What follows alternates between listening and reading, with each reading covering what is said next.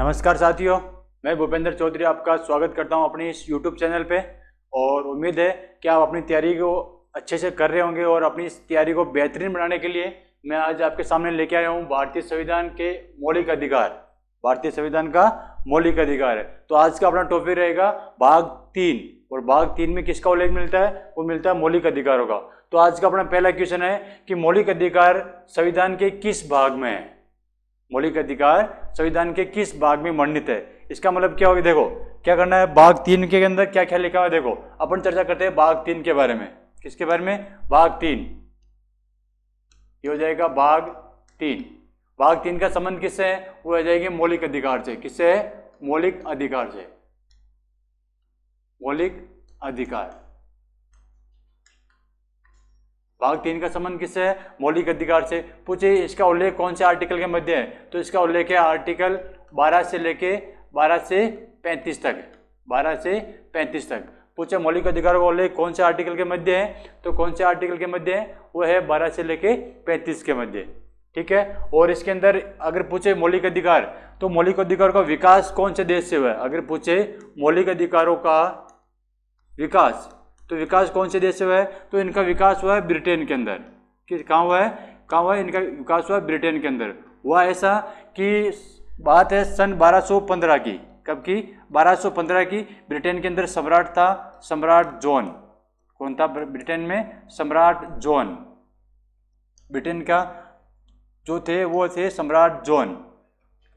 सम्राट जॉन ने 1215 के अंदर ब्रिटेन के नागरिकों को कुछ अधिकार दिए थे। 1215 के अंदर ब्रिटेन के सम्राट जॉन ने ब्रिटेन के नागरिकों को कुछ अधिकार दिए थे। क्या दिए थे? अधिकार। क्या दिए थे? अधिकार दिया था। उस अधिकार को वहां क्या नाम दिया गया था? उस अधिकार को नाम दिया गया था मैग्ना कार्टा। क्या नाम दिया गया था? Magna carta. क्या नाम दिया गया था? मैग्ना कार्टा नाम दिया गया था। इसलिए भारतीय संविधान के भाग 3 को, भारतीय संविधान के भाग 3 को मैग्ना कार्टा कहा जाता है। किसको कहा जाता है? भाग 3 को कहा जाता है। क्या कहा जाता है? Magna carta. भाग 3 को क्या कहा जाता है? मैग्ना कार्टा कहा जाता है। अगर पूछे मौलिक अधिकार कहां से लिए गए, तो मौलिक अधिकार लिए गए अमेरिका से। कहां से लिए गए?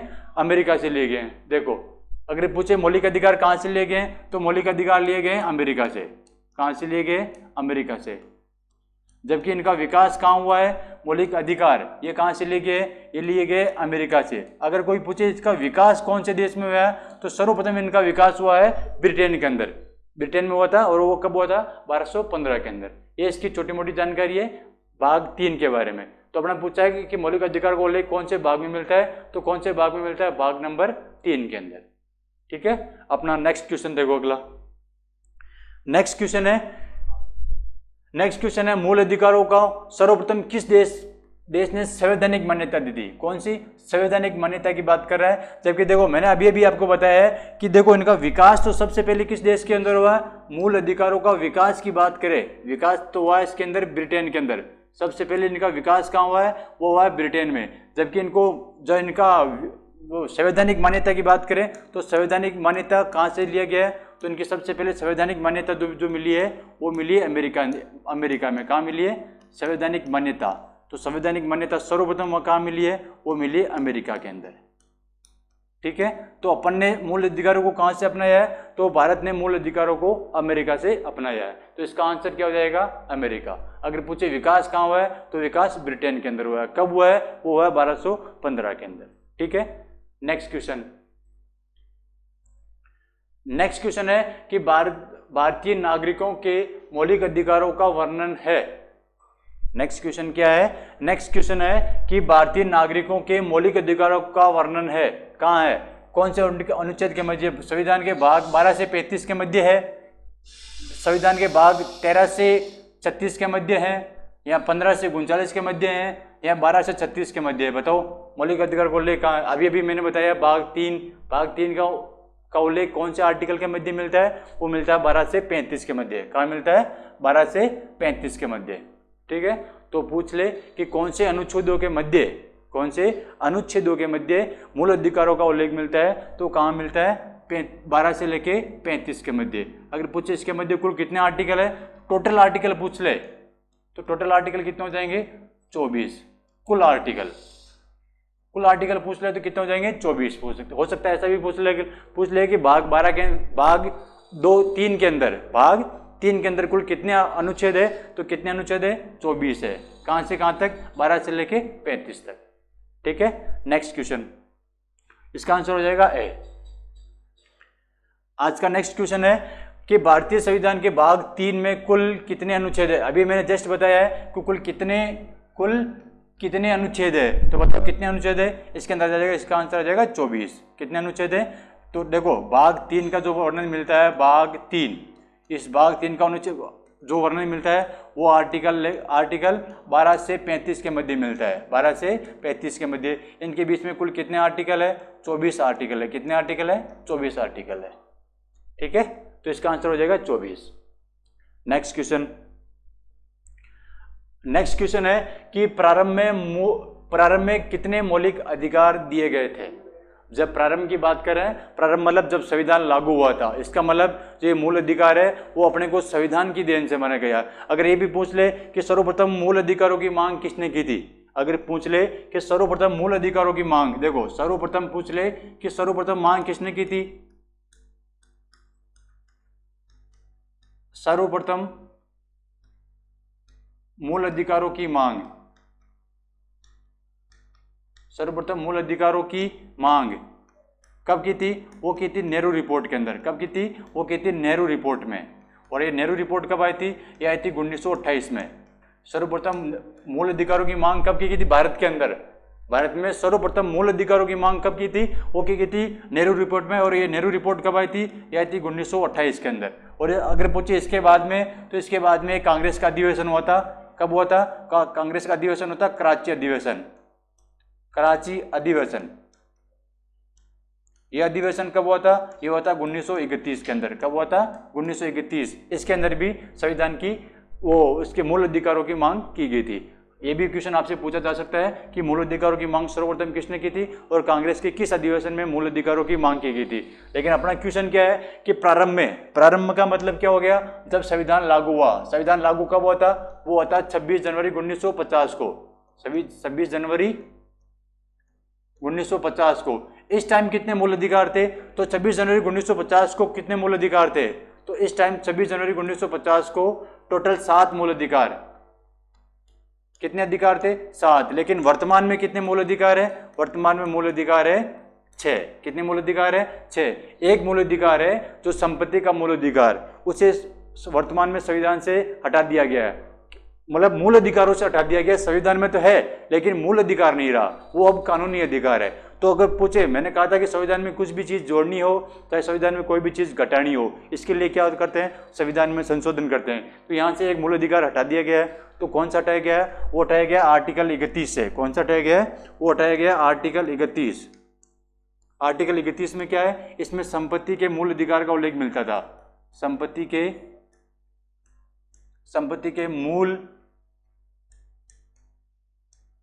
के मूल अधिकार का उल्लेख था। किसका था, संपत्ति के मूल अधिकार का उल्लेख था। लेकिन अब वर्तमान में इसे संपत्ति का मूल अधिकार से हटा दिया गया है और इसे वर्तमान में कानूनी अधिकार बना दिया गया है। तो हटाया है तो कौन से संविधान संशोधन के तहत हटाया गया है, वो था 44वां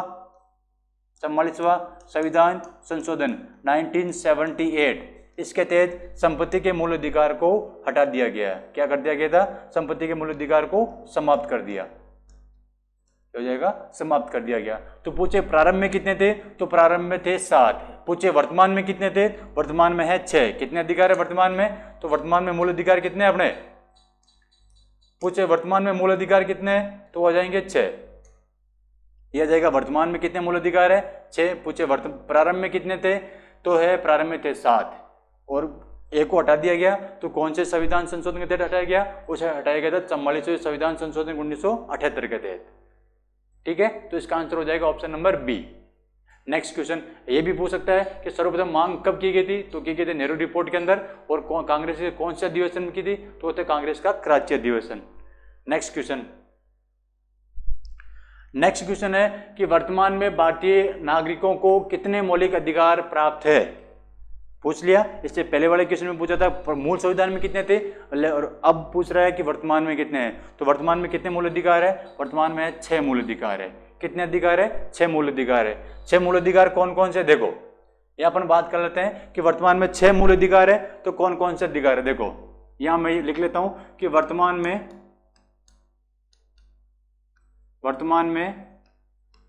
भारतीय नागरिकों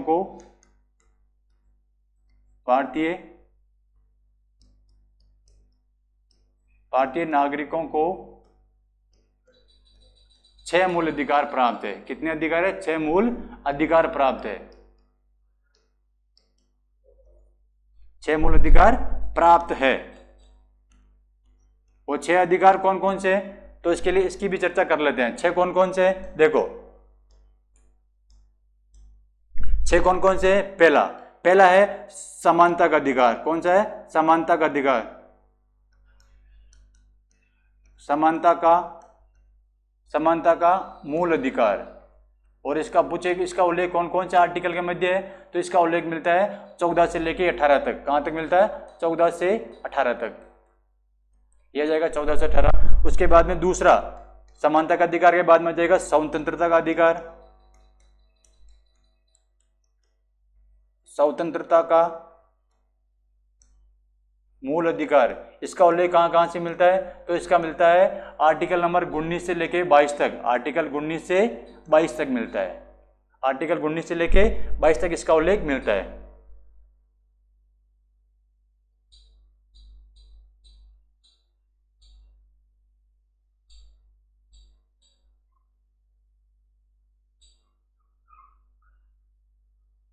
देखो आगे तो इसका उल्लेख कहां के मिलता है? तो देखो एक तो हो गया समानता का अधिकार, एक हो गया स्वतंत्रता का अधिकार। इसके बाद में जाएगा तीसरा नंबर का। तो देखो तीसरा मूल अधिकार कौन सा है? देखो पहला हो गया समानता का हो गया, दूसरा हो गया स्वतंत्रता का, और तीसरा हो जाएगा शोषण के विरुद्ध। किसका हो जाएगा? तो तीसरा हो जाएगा शोषण के विरुद्ध मूल अधिकार। शोषण के विरुद्ध, शोषण का अधिकार नहीं है, शोषण के विरुद्ध मूल अधिकार है। और इसका उल्लेख कहां कहां मिलता है? तो शोषण के विरुद्ध मूल अधिकार हो जाएगा शोषण के विरुद्ध मूल अधिकार। इसका उल्लेख कहां मिलता है? तो इसका मिलता है 23 और 24 के अंदर। कहां मिलता है? 23 और 24 के अंदर। इसके बाद में 14वां मूल अधिकार कौन सा है? देखो पहला हो गया समानता का, दूसरा हो गया स्वतंत्रता का, तीसरा हो गया शोषण का, और चौथा हो जाएगा धार्मिक स्वतंत्रता का। किसका? धार्मिक स्वतंत्रता का मूल अधिकार।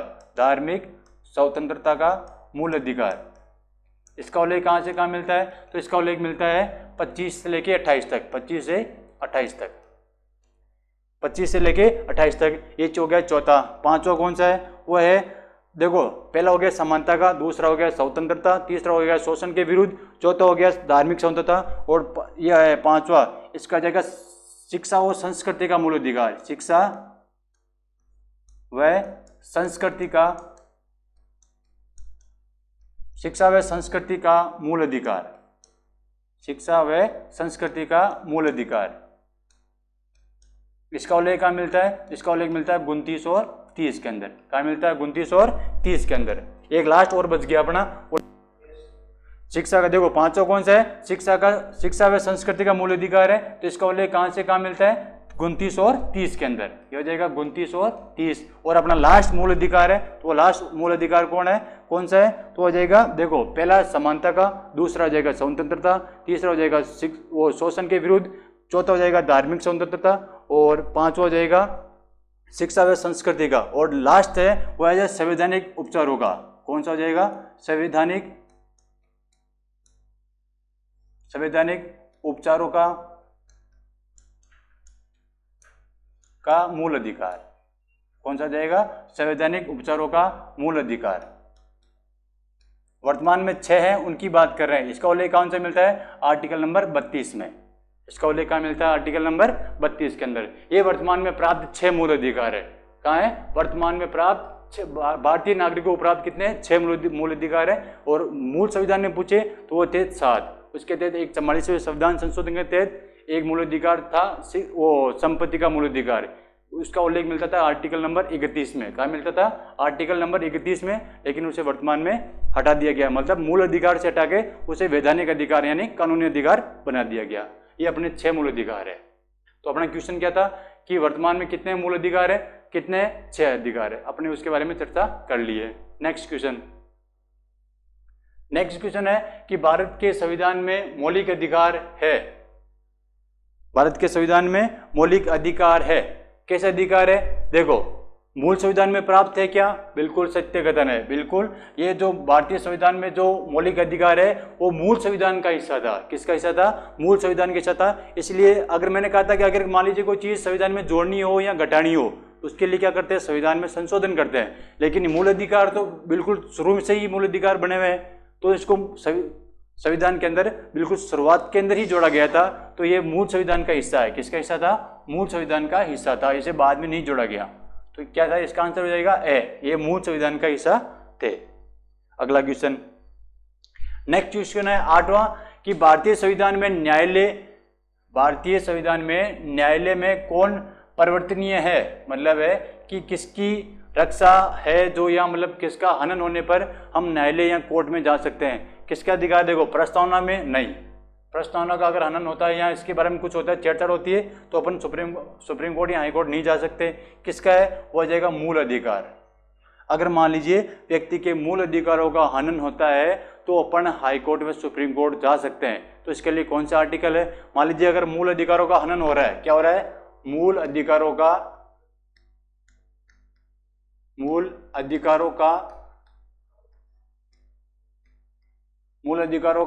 हनन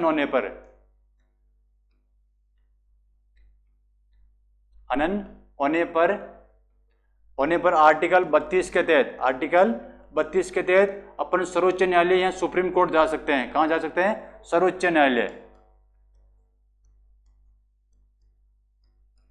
आर्टिकल 32 के तहत कहां जा सकते हैं? सुप्रीम कोर्ट जा सकते हैं। तबकि आर्टिकल 226 के तहत कहां जा सकते हैं? इसमें जा सकते हैं हाई कोर्ट, उच्च न्यायालय में। कहां जा सकते हैं? उच्च न्यायालय में। तो ये क्वेश्चन आपसे पूछा जा सकता है कि मान लीजिए कि व्यक्ति के मूल अधिकारों का अगर हनन होता है तो व्यक्ति सुप्रीम कोर्ट जा सकता है। कौन से आर्टिकल के तहत जा सकता है? हो जाएगा सुप्रीम कोर्ट जाने के लिए आर्टिकल नंबर 32 है। तबकि हाई कोर्ट जाने के लिए आर्टिकल नंबर कौन सा है? 226। व्यक्ति के मूल अधिकारों का अगर हनन होता है तो वो कहां जा सकता है? सीधा सुप्रीम कोर्ट जा सकता है। इसका मतलब क्या हो गया कि मूल अधिकारों का संरक्षक या अभिभावक, मूल अधिकारों का संरक्षक या अभिभावक किसे कहा जाता है? तो मूल अधिकारों का संरक्षक मतलब इनकी रक्षा करने वाला, संरक्षक बोल दो या अभिभावक बोल दो। तो अभिभावक कौन है? तो मूल संविधान इसका मूल अधिकारों का संरक्षक या अभिभावक कौन कौन है? तो इसका सुप्रीम कोर्ट व हाई कोर्ट दोनों ही इसके संरक्षक व अभिभावक है। तो हाई कोर्ट जाने के लिए कौन सा आर्टिकल हो जाएगा? 226। जबकि सुप्रीम कोर्ट जाने के लिए कौन सा आर्टिकल हो जाएगा? हो जाएगा आर्टिकल नंबर 32। ये आपको पता होना चाहिए। और बहुत बार क्वेश्चन पूछा गया है कि किस आर्टिकल के तहत व्यक्ति सुप्रीम कोर्ट जा सकता है और किस आर्टिकल के तहत हाई कोर्ट जा सकता है। तो इसका न्यायालय में परिवर्तनीय है, इसका मतलब क्या हो गया कि इसका किसका वाद योग्य है?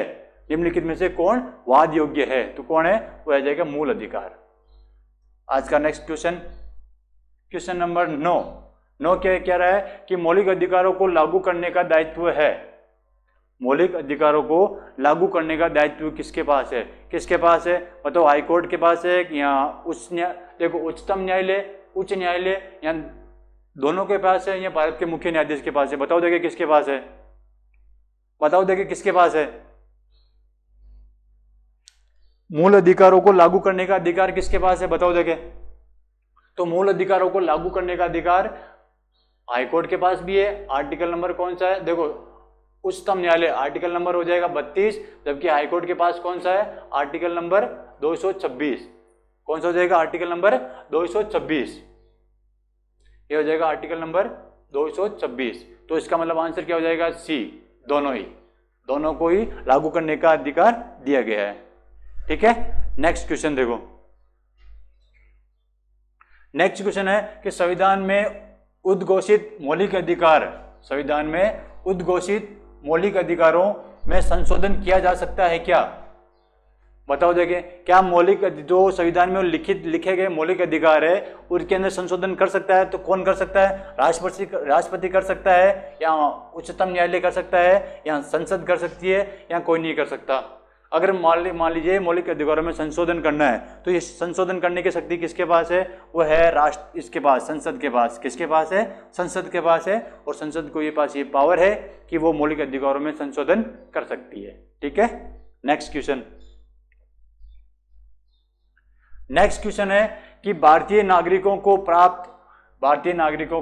प्रदत्त किए गए मूल अधिकारों को क्या निलंबित किया जा सकता है, निलंबित नहीं किया जा सकता, निलंबित किया जा सकता है, या किसी भी परिस्थिति में निलंबित नहीं किया जा सकता, या सभी गलत है? बताओ, क्या भारतीय नागरिकों को प्राप्त जो मूल अधिकार है इनको निलंबित किया जा सकता है क्या? बिल्कुल किया जा सकता है। और ये करने का अधिकार किसके पास है?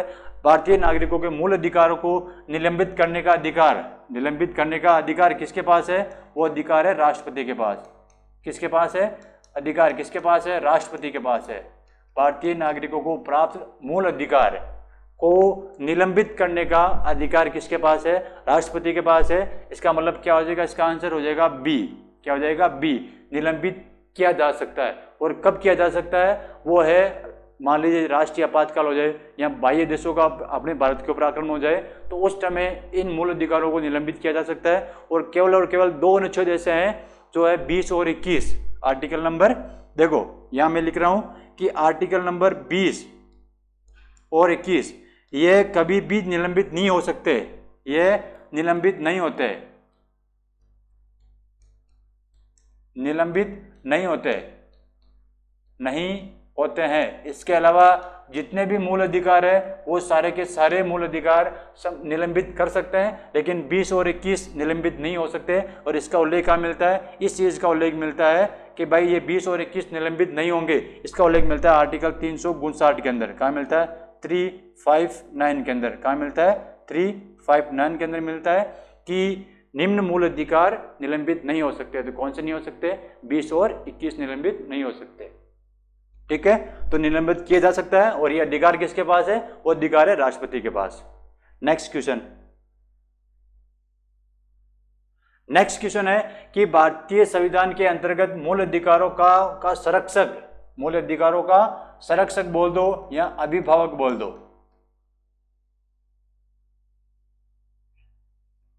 अभिभावक, मूल अधिकारों का संरक्षक या अभिभावक कौन है? राष्ट्रपति है, संसद है, राष्ट्रपति है, न्यायपालिका या कार्यपालिका? तो कौन है? न्यायपालिका। और न्यायपालिका में क्या क्या आता है? इसके अंदर आता है सुप्रीम कोर्ट भी आता है, और क्या आता है? हाई कोर्ट आता है। तो सुप्रीम कोर्ट कौन सा आर्टिकल के तहत? 32 के तहत। और हाई कोर्ट के लिए 226। तो इसका संरक्षक और वो अभिभावक किसे कहा जाता है? न्यायपालिका को कहा जाता है। किसको कहा जाता है? न्यायपालिका को कहा जाता है। ठीक है, नेक्स्ट क्वेश्चन देखते हैं। आज का 13वां क्वेश्चन है। 13वां क्वेश्चन लिखा है कि मूल अधिकारों को परिवर्तित करने की शक्ति किसके पास है? मूल अधिकारों को परिवर्तित करने की शक्ति किसके पास है? बताओ, किसके पास है? ये राष्ट्रपति के पास है, या केवल उच्चतम न्यायालय के पास है, या संसद के पास है, या उच्चतम व उच्च न्यायालय दोनों के पास है? बताओ किसके पास है? बताओ, देखिए इसका आंसर। मूल अधिकारों को परिवर्तित करने की शक्ति किसके पास है? मूल अधिकारों को परिवर्तित करने की शक्ति किसके पास है? राष्ट्रपति के पास है, या उच्चतम न्यायालय के पास है, या संसद के पास है, या उच्च न्यायालय व उच्चतम न्यायालय के पास है? तो इसका आंसर हो जाएगा उच्च न्यायालय व उच्चतम न्यायालय। क्या जाएगा? उच्चतम न्यायालय व उच्च न्यायालय दोनों के पास है। ठीक है, तो आज ये हो जाएगा, इसका आंसर हो जाएगा option number D. Next question है कि भारतीय संविधान में प्रदत्त मूल अधिकारों को निलंबित करने वाली सत्ता है। मूल अधिकारों को निलंबित करने की बात कर रहा है। क्या कर रहा है? निलंबित करने के। देखो, मूल अधिकारों को निलंबित करने का अधिकार किसके पास है? तो निलंबित करने का अधिकार केवल और केवल किसके पास है? वो है राष्ट्रपति के पास। देखो, दो चीजें हैं। अगर पूछे मूल अधिकारों को निलंबित करना है, देखो यहां मैं बात कर रहा हूं मूल अधिकार। अगर इनको निलंबित करने, मूल अधिकारों को अगर निलंबित करने की बात करें तो आंसर अलग आएगा। देखो, निलंबित तो निलंबित कौन कर सकता है? वो कर सकता है राष्ट्रपति। कौन कर सकता है? राष्ट्रपति कर सकता है। अगर बात करें इनको परिवर्तित करने की बात या इनको संशोधन करने की बात, तो संशोधन कौन कर सकता है इसके अंदर? तो इसके अंदर संशोधन कर सकती है, वो कर सकती है संसद। कौन कर सकती है? वो कर सकती है संसद। ठीक है, तो दोनों ही चीजें हो सकती है, निलंबित भी हो सकती है और इसमें संशोधन भी किया जा सकता है। अगर संशोधन की पूछे तो वो कर सकती है संसद। कौन कर सकती है? संसद कर सकती है। अगर पूछे इसके अंदर वो निलंबित करने का अधिकार किसके पास है, तो आ जाएगा राष्ट्रपति के पास। निलंबित का अधिकार किसके पास है? राष्ट्रपति के पास। जबकि संशोधन का अधिकार किसके पास है? संसद के पास। तो इसमें आंसर पूछा है कि निलंबित करने की शक्ति किसके पास है, वो आ जाएगी राष्ट्रपति के पास।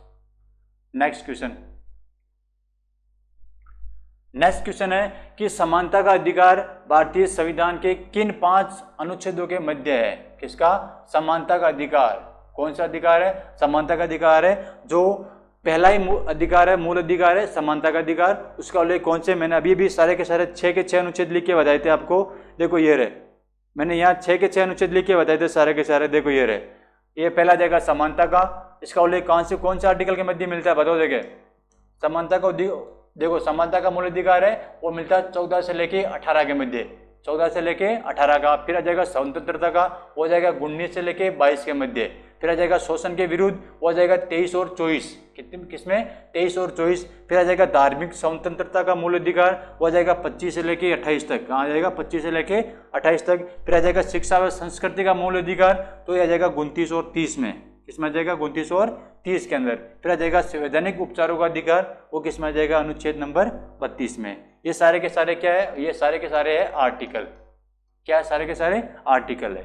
तो इसमें कितने हैं? तो इसमें देखो 14, 15, 16, 17 और 18 कितने आर्टिकल है? इसमें टोटल 5 आर्टिकल है। कितने आर्टिकल है? 5। पूछे इसमें कितने हैं? तो देखो 19, 20, 21, 22, इसमें कितने हैं? इसमें है 4। कितने आर्टिकल है? 4। इसमें पूछे कितने आर्टिकल है? तो इसमें आर्टिकल है 2। कितने हैं? 2। इसमें पूछे तो 25, 26, 27 और 28 कितने आ जाएंगे? इसमें भी 4 आ जाएंगे।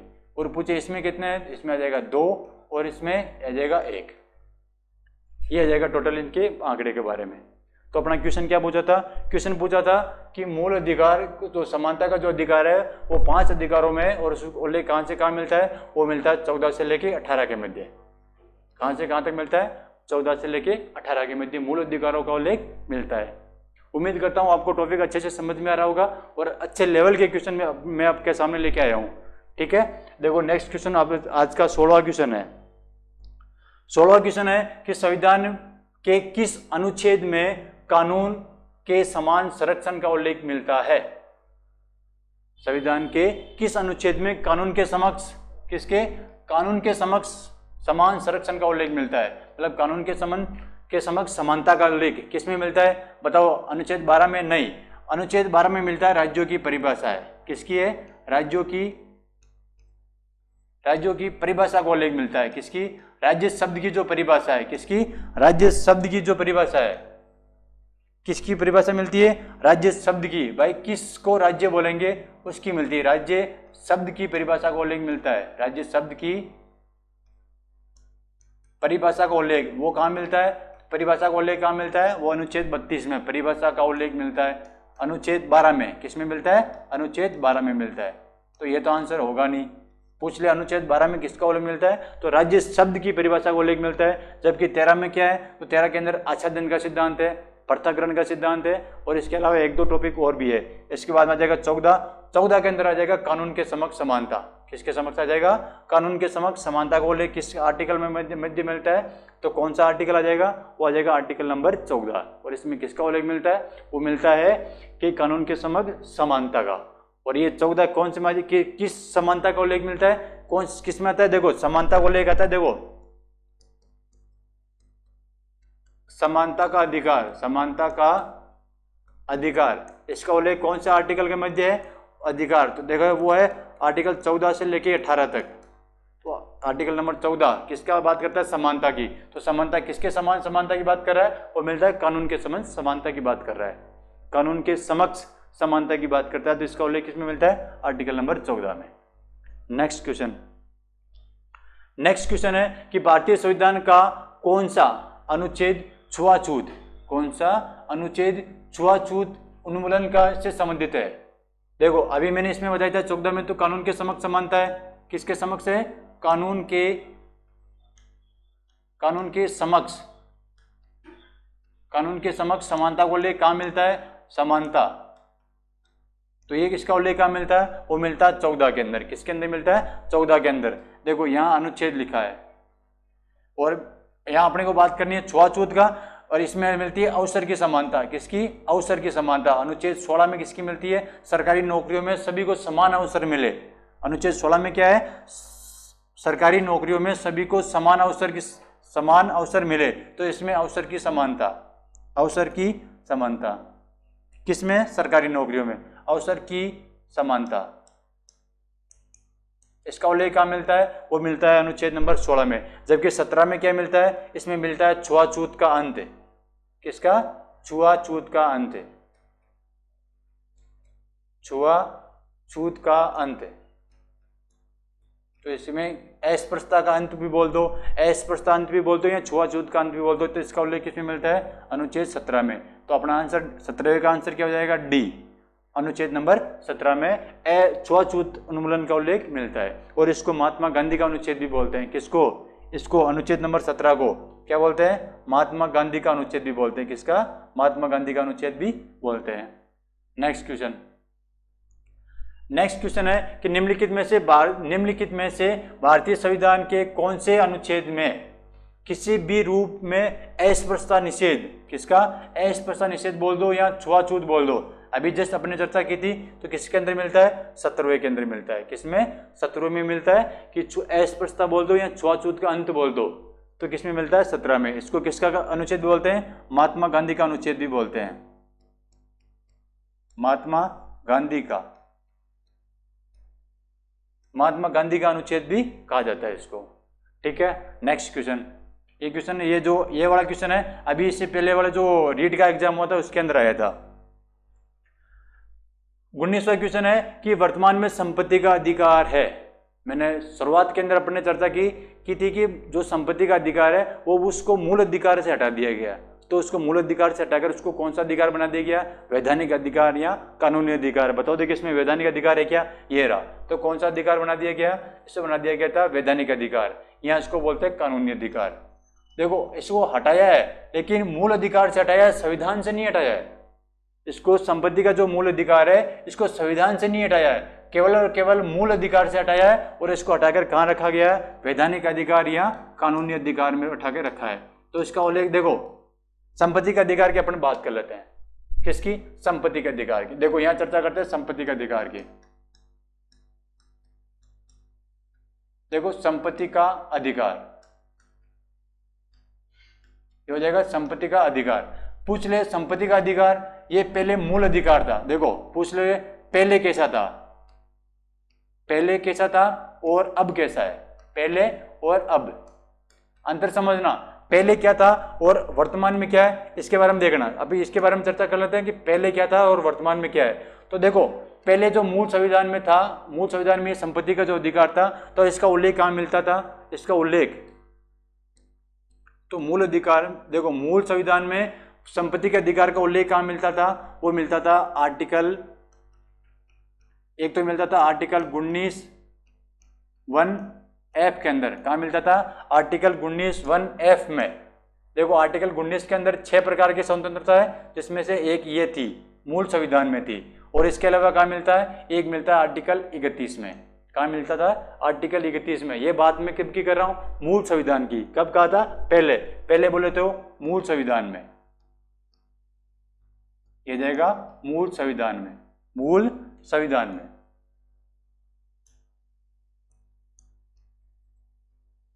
मूल संविधान में संपत्ति के अधिकार की क्या वो विशेषता थी? तो ये थी, इसका उल्लेख कहाँ मिलता था? वो मिलता था आर्टिकल 19(1)(f) और 31 में। अगर भाग पूछ ले तो कौन से भाग में था? तो था भाग 3 में। कौन से भाग में था? भाग 3 में था। और ये था क्या? ये था मूल अधिकार। क्या था? ये था मूल अधिकार। ये उस टाइम जो था मूल अधिकार। लेकिन वर्तमान में क्या है? वर्तमान में अगर पूछे इसका उल्लेख कहाँ मिलता है, पूछे इसका वर्तमान में उल्लेख कहाँ मिलता है, तो वर्तमान में इसका उल्लेख मिलता है, आर्टिकल अगर पूछ ले तो आर्टिकल मिलता है 300K के अंदर। कहाँ मिलता है? 300K।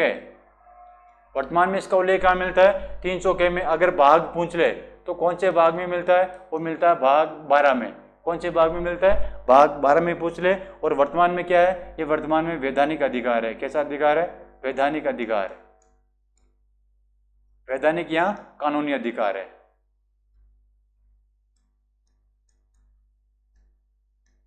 ये हो जाएगा कानूनी अधिकार। और इसको हटाया किस संविधान संशोधन के तहत हटाया गया था? वो हटाया गया था 44वें संविधान संशोधन, 44वां संविधान संशोधन। ये कब हुआ था? ये हुआ था 1978। अगर पूछ ले इस टाइम प्रधानमंत्री कौन था, तो प्रधानमंत्री था मोरारजी देसाई। कौन था? मोरारजी देसाई। कौन था? मोरारजी देसाई। अगर पूछ ले राष्ट्रपति कौन था इस टाइम, तो राष्ट्रपति कौन थे? तो राष्ट्रपति थे नीलम संजीव रेड्डी। नीलम संजीव रेड्डी। कौन थे? नीलम संजीव रेड्डी थे। ये संपत्ति के मूल अधिकार की पूरी डिटेल अपनी है। पूछ सकता है कि वर्तमान में संपत्ति के अधिकार की का उल्लेख कहाँ मिलता है, कौन से आर्टिकल में मिलता है, कौन से भाग में मिलता है, और वर्तमान में मूल अधिकार के वो संपत्ति का जो अधिकार है वो कैसा है, कानूनी है, वैधानिक है, राजनीतिक है, कैसा है, तो इसके बारे में आपको पता होना चाहिए। ठीक है, ये हो गया संपत्ति के मूल अधिकार की पूरी विशेषता। कौन था, कौन सा संविधान संशोधन हुआ था, पहले कहाँ उल्लेख मिलता था, वर्तमान में इसका उल्लेख कहाँ मिलता है, पहले कौन से भाग में था, वर्तमान में कौन से भाग में, पहले ये मूल अधिकार था और वर्तमान में कैसा अधिकार है, वो है कानूनी अधिकार। ठीक है, देखो अपना क्वेश्चन क्या था, ये क्वेश्चन था कि वर्तमान में संपत्ति का जो अधिकार है वो कैसा है, वो है कानून वैधानिक अधिकार या कानूनी अधिकार। आ गया होगा समझ में। नेक्स्ट क्वेश्चन और आज का लास्ट क्वेश्चन है अपना, वो है कि भारतीय संविधान के भाग, भारतीय संविधान के किस भाग को, भारतीय संविधान के किस भाग को मेग्ना कार्टा कहा जाता है? किस भाग को कहा जाता है? भाग 3 को कहा जाता है। किसको कहा जाता है? भाग 3 को।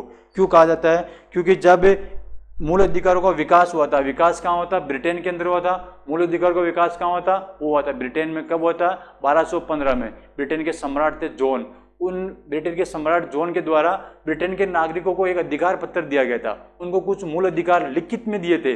उन लिखित जो अधिकार पत्र था उसको मेग्ना कार्टा कहा गया था। क्या कहा गया था? मेग्ना कार्टा कहा गया था। इसलिए भारतीय नागरिकों को मूल अधिकार कहाँ पर आते हैं? वो प्राप्त है भाग 3 के अंदर। इसीलिए भाग 3 को क्या कहा जाता है?